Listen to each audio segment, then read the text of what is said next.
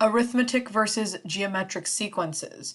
So here we see two sequences, 3, 12, 21, 30, and 1, 2, 4, and 8.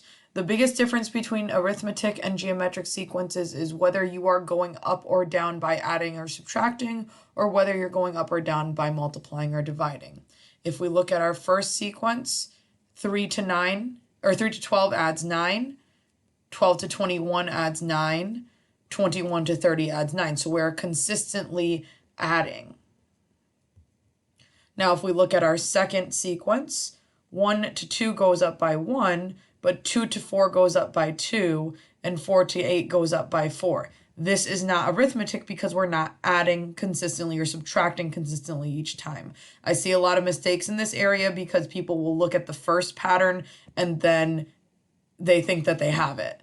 Remember that you have to make sure that the pattern works consistently. So test it out a few times before you decide what it is. You better be able to prove what you say.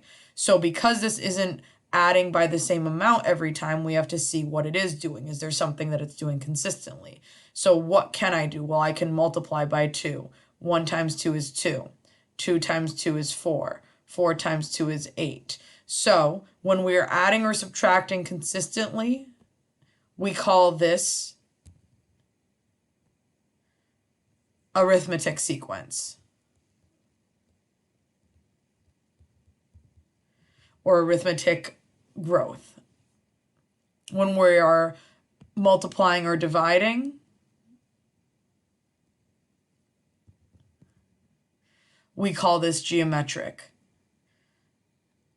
So the reason for this is that addition or subtraction is called a common difference. So that's addition by 9 each time, common difference. That multiplication or division is called a common ratio.